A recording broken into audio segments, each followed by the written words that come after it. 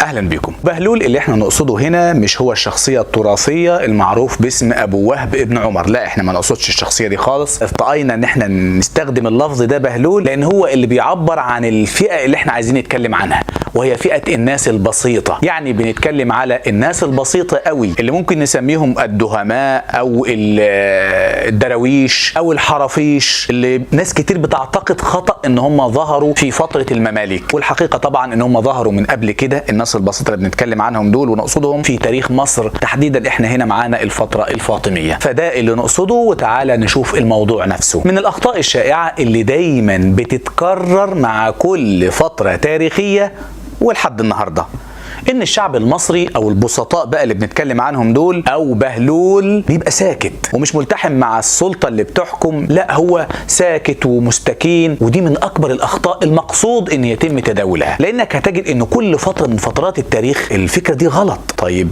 يقول لك لا اصل مش مقصود الفتره ديت، مقصود فتره تانية. تيجي للفتره التانية برضو الفكره غلط. امال مين اللي زرعها في عقول الناس؟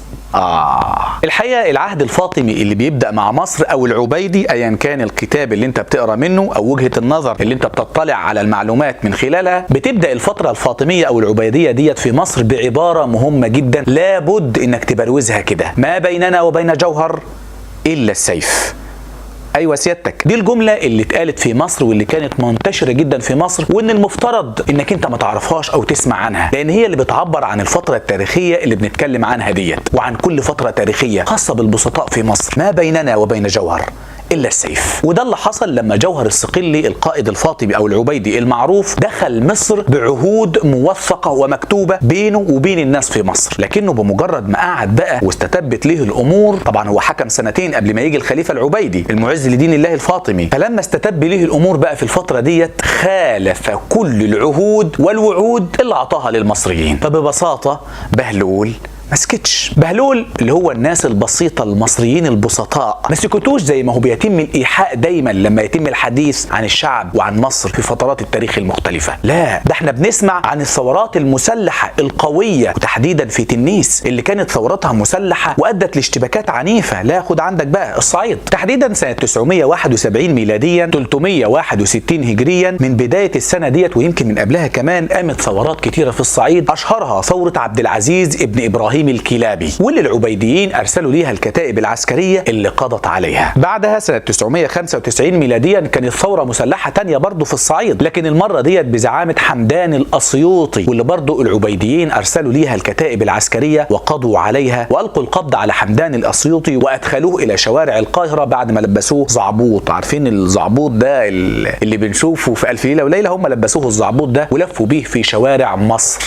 مصر هنا مش معناها مصر الدوله، انما معناها مصر المدينة. وبعد كده أدخلوه إلى القاهرة. وهكذا بقى العبيديون بعتوا كتائبهم العسكرية في كل مكان تقريبا، وكانوا لما بيمسكوا قادة الثورة المصريين بياخدوهم وبيدخلوهم القاهرة وبيختفي أثرهم وبينتهي ذكرهم، محدش عارف راحوا فين. وكأن القاهرة في الوقت ده كانت ثقب أسود. وما دمنا بقى اتكلمنا عن القاهرة في الوقت ده لازم نقف عندها شوية. إيه قصة القاهرة والثقب الأسود اللي في القاهرة ده؟ اللي كان كل الزعماء المصريين اللي بيتم إلقاء القبض عليهم، اللي هم قادة الشعب المصري في الشمال أو في الوسط او في الجنوب، بيدخلوا اليها وبيختفوا وكأنهم بيتبلعوا، يعني في ثقب اسود، بس ثقب اسود تاريخي مش فلكي. الحقيقه زوجتي الفاضله دكتوره ضحى بتشبه القاهره في الوقت ده تشبيه جميل قوي قوي، وبتشبه في مقابل ده مقابل القاهره، بتشبه في مقابل ده الفسطاط اللي هي مصر، بتشبهها برضو تشبيه جميل قوي. يعني الاثنين في مقابل بعض. القاهره هي الكومباوند وحياه الكومباوندات زي ما هي قالت يعني، والفسطاط هي الحياه المصريه الشعبيه البسيطه، حياه بهلول زي ما احنا بنقول يعني. ومقابل القاهره اللي هي الكومباوند وحياه الكومباوند او العاصمه الجديده، كانت دايما الفسطاط ليها الرايه المرفوعه الصامده اللي بتقف بالمرصاد لاي خروقات دينيه مذهبيه اخلاقيه، وغير ان الخروقات الثانيه بتقف بالمرصاد للقاهره ديت ولمجتمع القاهره. القاهره في الوقت ده ما كانتش مدينه، ايوه زي سيادتك ما سمعت، وانما كانت معسكر للفاطميين. يعني العبيديين دخلوا مصر، اختاروا مكان من الصحراء بعيد عن المقر الاساسي للحكم اللي هو الفسطاط، واللي كانت اتسعت بشكل كبير وضمت ليها المدن محيطه بيها من قطائع وعساكر، دي اسماء مدن قامت في التاريخ المصري حوالين الفسطاط، ضمت لها كل ده فاصبحت مدينه كبيره قوي بتمثل الطبقه الشعبيه الكادحه اللي هم المصريين البسطاء، وكمان بتمثل او كانت او هكذا كانت مقر للحكم قبل دخول العبيديين الى مصر. في مقابل ديت في الصحراء العبيديين جوهر الصقلي وضع حجر الاساس لمعسكر او كومباوند او العاصمه الجديده، العاصمه الاداريه الجديده هيعملها بقى هنا. فالبدايه على شكل معسكر، لابد انك تتخيل معايا الصوره، المنطقه ديت منطقه عسكريه لا يمكن الاقتراب منها، فكانت معسكر للجيش الفاطمي وتم تحديد فيه التخطيطات. هيبنوا هنا القصر لما الخليفه يجي اللي هو جه بعد سنتين من المرحله ديت، وهيبنوا هنا الجامع الازهر، الجامع اللي هيكون مقر نشر المذهب بتاعهم، وهيبني هنا اماكن المعسكرات وهنا الحدائق، والحدائق كانت كتير جدا، يعني كان الاصل في المكان الحدائق. فكانت القاهره معسكر للعبيديين، وكان دايما بيتم القاء القبض على قاده الشعب المصري ويدخلوهم للمعسكر ده ويختفي ذكرهم. واكتشفنا بعد كده مقبره تم يعني تاسيس مكانها في وسط صحن الجامع الازهر، واحنا لينا حلقه انا بعتبرها من النفائس، من الحلقات المهمه، من الحلقات اللي انا بحبها، اسمها جريمه تحت الجامع الازهر. بنتكلم فيها عن الجريمه اللي ارتكبت بحق قاده الشعب المصري في الوقت ده على يد جوهر الصقلي، ذلك المجرم اللي للاسف ناس كتير ما تعرفش الجرائم اللي ارتكبها. قصدوا انشاء مقبره في وسط صحن الجامع الازهر، واللي تم اكتشافها في التاريخ بعد كده في زمن المماليك، ايام المماليك وهم بيرمموا صحن الجامع الازهر اكتشفوا المقبره ديت، وللحد النهارده في شاهد موجود بيدلل على وجود هذه المقبره للقاده المصريين، قاده الشعب المصري اللي تم دفنهم في هذا المكان على يد جوهر الصقلي والعبيديين. فكانت هي دي القاهره قبل ما تبقى المدينه الكبيره العريقه، كانت معسكر وتحولت لكومباوند وتحولت لعاصمه اداريه بتمثل الطبقه الحاكمه في مقابل الفسطاط اللي بتمثل الطبقه الكادحه والشعب المصري، او بتمثل بقى بالصياغه اللي احنا بنحاول نوصل لكم بيها الفكره، الفئه اللي احنا نقصدها بهلول، بتمثل بهلول. بعد ما تم ضرب قاده الشعب المصري واعدام الكثير منهم ويعني طحن الثورات المسلحه بتاعتهم، بهلول ما سكتش، مش زي ما بيتم الايحاء دايما في التاريخ وفي الاعلام وعلى السوشيال ميديا بيتكلموا على البهلول الساكت المستكين الراضي اللي ما بيتحركش، اللي لو نطق ابو الهول هو ممكن ينطق ساعتها. بيتكلموا عن بهلول بالشكل ده، وده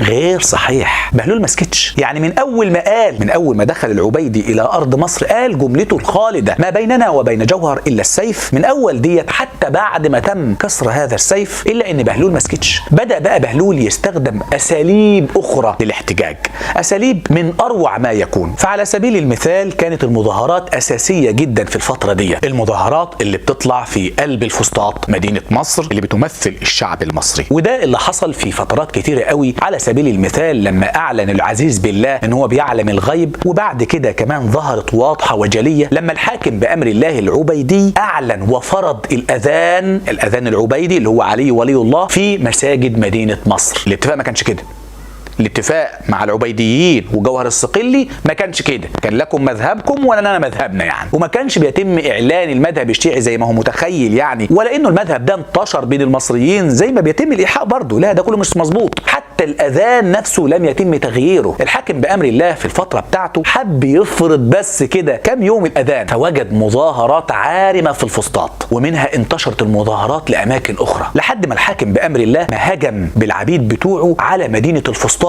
وبدات المقاومه الشعبيه اللي عملها بهلول. بهلول ما كانش ساكت، انما قدر انه يتصدى للعبيد، عبيد الحاكم بامر الله، على مدار 3 ايام كامله وهو في مقاومه شعبيه، وبيصد هجمات العبيد وبيشتبك معاهم علشان ما يتمش تغيير الاذان. وبعد ال3 ايام وبعد مداولات واتصالات وتواصل بين قاده الفسطاط من الشعب المصري او الناس اللي هم بيقودوا المقاومه الشعبيه والمظاهرات، وبين السلطه اللي بيمثلها الحاكم بامر الله، اعلن الحاكم بامر الله العوده عن قراره وسحب العبيد بتوعه من مدينه الفسطاط ورجع الاذان زي ما كان بالظبط. خد بالك احنا هنا بنتكلم في عمق الدوله الفاطميه او العبيديه. ايوه زي سيادتك ما سامع كده، كان الاذان عادي واستمر عادي، الاذان بتاع المسلمين مش الاذان المذهبي. اتكررت المظاهرات لما صحي الناس كده في شوارع الفسطاط ولقوا اوراق متعلقه بتسب في الصحابه. خرج الناس في الشوارع وهم بيهتفوا: معاويه خالي المؤمنين، معاويه خالي المؤمنين، امعانا لايصال رساله للسلطه اللي بتحكم. وازالوا طبعا الورق ده كله. اتخذت الاحتجاجات او شكل المعارضه، اتخذت في بعض الاحيان شكل المنشورات. ايوه سيادتك زي ما سمعت كده، المنشورات اللي الناس بتعتقد انها شيء حديث، لا هي مش حديث، بهلول استخدمها زمان واستخدمها كتير قوي. وبيحكي المقريزي حاجه حادثه جميله قوي عن الموضوع ده. فبيقول ان في مره من المرات لما الناس دخلوا الجامع العتيق، خد بالك الجامع العتيق هنا اللي يقصد به المقريزي جامع عمرو بن العاص، ووجدت رقاع في الجامع العتيق، جامع عمرو بن العاص، فيها اي في هذه الرقاع او المنشورات تحذير من جوهر،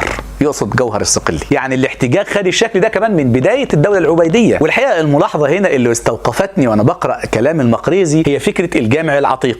المقريزي اللي كان موجود في دوله المماليك، ومؤرخ من مؤرخين دوله المماليك طبعا، اللي جت بعد الدوله الايوبيه، اللي جت بعد الدوله العبيديه اللي احنا بنتكلم عنها دلوقتي، فاطميه او عبيديه، ايوبيه، مماليك، بعد المماليك العثمانيين، ثم الفتره اللي احنا فيها دلوقتي. المماليك دول كان فيه المؤرخ المقريزي بيحكي عن الجامع عمرو بن العاص على انه جامع عتيق. تخيلوا معايا احنا دلوقتي نتكلم عنه نقول عليه ايه يعني. فبيتكلم على المنشورات اللي وزعها المصريين في كل مكان. في مره من المرات بيتحكي ان الخليفه العزيز بالله وهو داخل القاهره، حتى على ابواب اسوار القاهره، انت متخيل، لاحظ على باب زويله اللي هو الباب اللي بيمثل الرعب في التاريخ المصري، او يعني بعد الفتره دي طبعا هيكون الباب اللي بيتم تعليق عليه المجرمين والخونه وغيرها من الاسماء الثانيه، او حتى المعارضين، يعني معارضين للسلطه بيتم تعليقهم على الباب ده، فكان بيمثل الرعب. لكن في الفتره ديت يمكن لسه معالم الباب ما ظهرتش قوي، وهو داخل كده في الموكب بتاعه عينه جت على الباب، وجد ان في رقاع او رقعه كبيره قوي، ورقه يعني او جلد، يعني ايه اللي مكتوب على الجلد ده يا شباب يا جماعه، ايه اللي بيحصل؟ فقالوا له ان ديت كلمات بتعبر عن امتعاض المصريين وحزنهم من السلطه اللي بتحكم، وان هي بتسبك وبتشتمك وبتشتم نسلك. كان دايما المصريين بيتكلموا مع السلطه اللي في الوقت ده في الحته دي وبيدوسوا عليها قوي، يعني انت